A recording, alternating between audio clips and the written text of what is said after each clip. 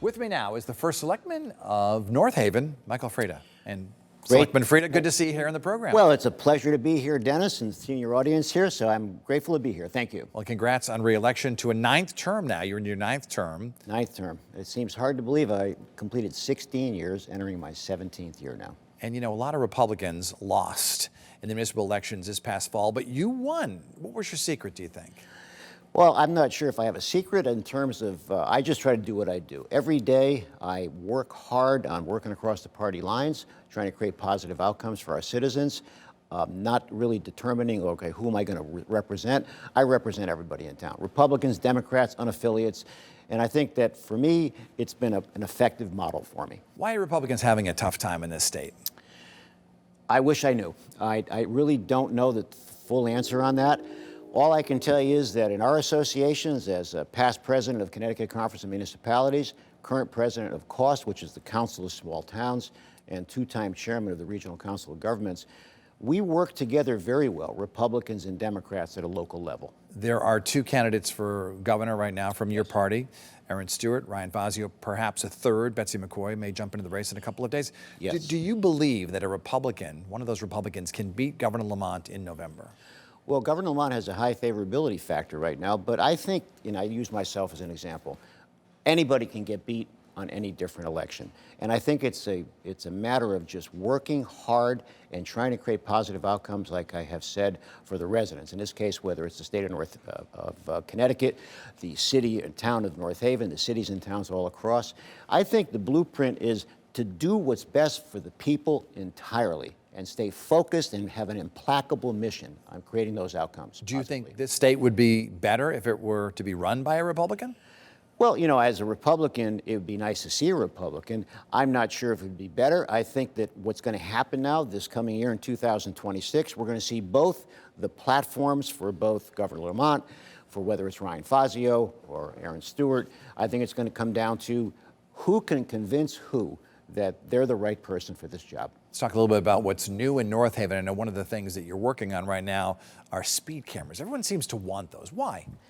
Well, for me, I'm on a part of a regional task force on this with mayors and first selectmen, police chiefs all over the region. And this has become a public safety issue right now, Dennis. So we have to control our streets and control the speeding.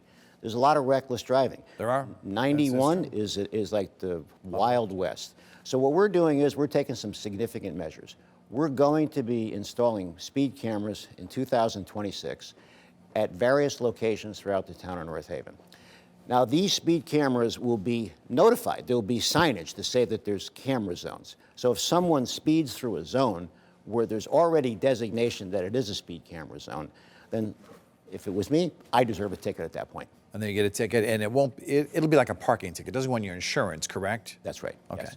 And you also want to add cameras to school buses. Tell me about that project. Oh, that's another problem right now, ladies and gentlemen. And that problem is the fact that if we look at North Haven, with all the schools that we have in town, on an average day, there is 17 violations of cars going through stop signs at school buses. 17 every day? 17 every day per district. So if we have 6 schools, I'll use the elementary schools as 4, middle school is the 5th, and the high school.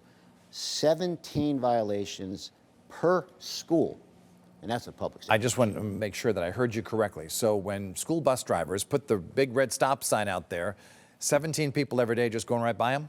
When that stop sign comes down, 17 cars go by on an average. That's dangerous. Well, think about this, for families, right? Young children. Yeah. What type of problem that can really be, God forbid if something happens. Sure. So I feel, and the Board of Ed feels the same way, we have an obligation to curb this behavior. How soon will those cameras be installed on the buses? We're looking at the first half of 2026. I think we're going to start integrating this prior to the school system ending, the school season ending. And they'll get the license plate, picture of the car, Yes. And that person will be With a ticketed. $275 fine. Let's talk about business development in North Haven, Yes. because you have a lot of strip malls that have a lot of big taxpayers, but obviously you want more. What's the biggest taxpayer, first of all? Right now, Amazon's the largest taxpayer. Okay. And the second largest taxpayer in town is Medtronic in the Montewice section of town. So Amazon has about 5,500 employees, Medtronic about 3,000. Those are the 2 largest taxpayers right now currently. And you'd like to get more? I'm on a mission. I mean, that's what I do as part of North Haven's chief elected official. I'm also the economic development director. So I'm constantly working with developers, trying to talk to retailers to try to bring them into North Haven in the vacant spots. If you met a family who was moving from Connecticut, let's say from New York, and they're looking for a place to live, how would you sell them in North Haven? What would you say?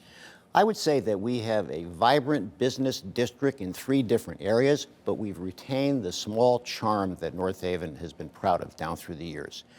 We have accessibility off of all the major exits off of 91 in terms of exit 8, 9, 10, 11, 12, 13, and off the Merritt Parkway, exit 61, 62, 63. And we have accessibility. And in terms of quality of life, schools, so forth, taxes, what would you tell them? We have a low mill rate, although we had a tax increase this year because property values really everywhere went up. North Haven, 39.5%.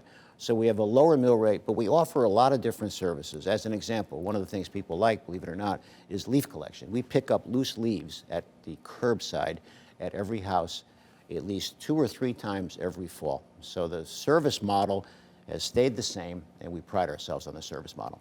From North Haven, he is the first selectman, Michael Frieda. Great to see you in the program. Best of luck. Dennis, thank you very much. Thank you. And I want to point out that we recorded that interview before Betsy McCoy announced that she is a candidate for governor, and she is indeed an official candidate now.